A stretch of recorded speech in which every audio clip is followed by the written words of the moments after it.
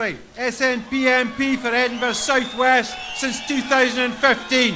A bonny fechter, somebody who's stuck her heels into the ground and wouldn't be moved. My admiration for her has increased enormously over the last few years.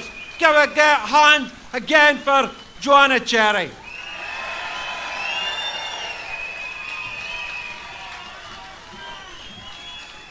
Well, hi everyone. It's really great to be back marching with all under one banner again. I did have an invitation to put my name in the ballot for the coronation, but as anyone who knows me would have guessed, I'd much rather be here with you today than at Westminster. Because, my friends, today is a particularly good day to remind the British establishment that in Scotland, it is the people who are sovereign. Not the Parliament and not the King, but the people. And that's really, really important because our sovereignty as Scots and people who live in Scotland means that we have the right to self-determination. And like all other human rights, it's a right that is universal. The right to self-determination is not a right that uniquely Scotland cannot claim.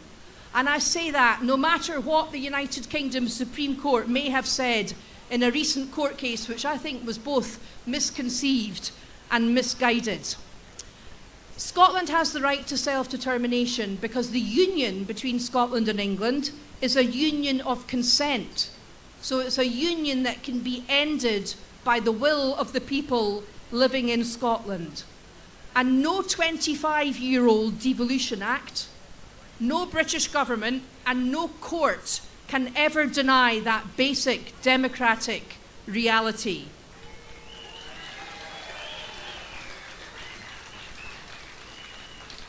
The union which we currently have with England is 300 years old. So it's constitutional nonsense to say that it can only be brought to an end by a referendum backed by a Section 30 order from an Act of Parliament that's only 25 years old. We need to move away from going cap in hand to the British government asking for a Section 30 order.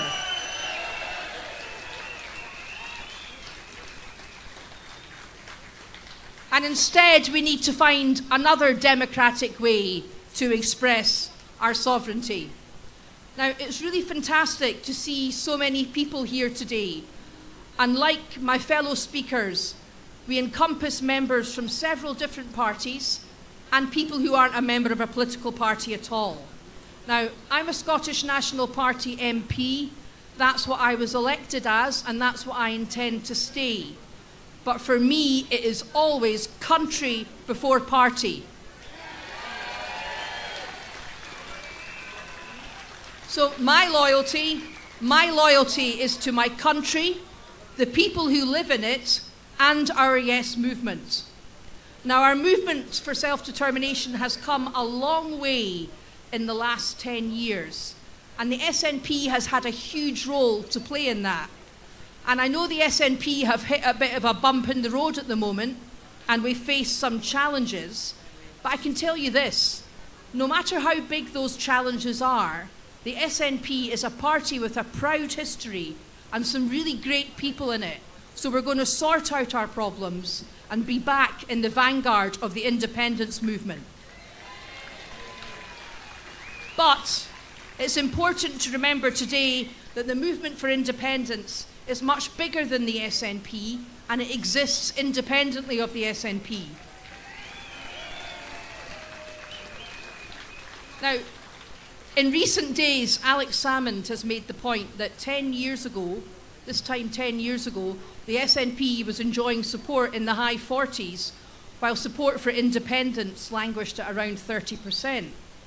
But despite the SNP suffering a bit of a dip in the polls, and I think we can make that up, independence now still enjoys sustained support in the high 40s.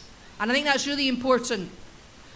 Now, I remember very well in 2012 attending the launch of the Yes campaign 2 years before the referendum, and I remember it because it took place in the cinema complex at Fountain Bridge, which is now just across the road from my Edinburgh South West constituency office. And at the time the independence campaign, the Yes campaign, was launched, support for independence was at 28%. And I have to tell you that despite all the excitement and the hype of the launch of the independence campaign, I was gloomy because I thought we faced an impossible task. But I was wrong.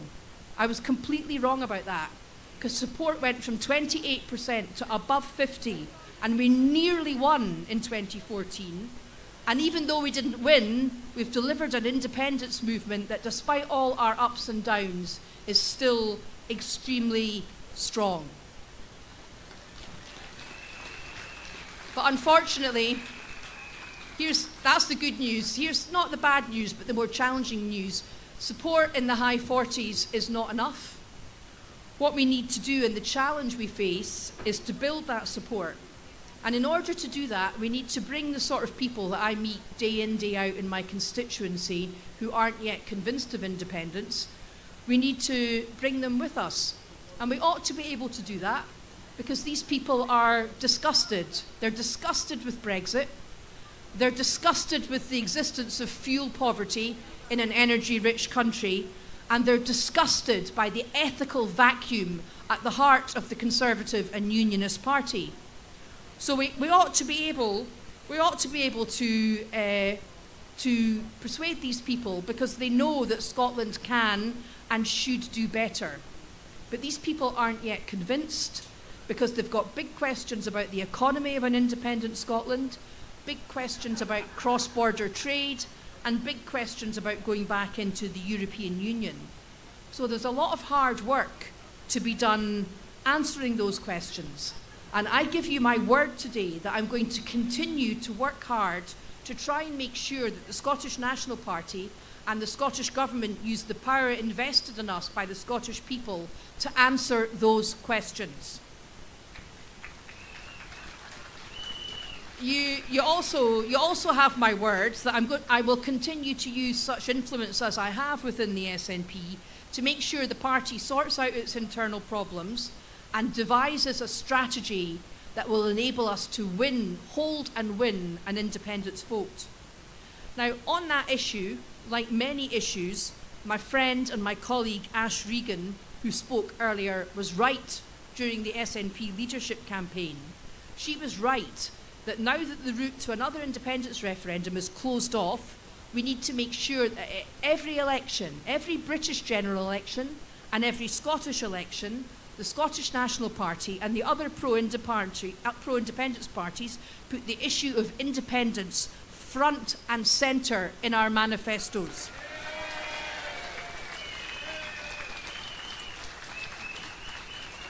So that in every election, the issue of independence is front and centre until we win a mandate to negotiate with the British government.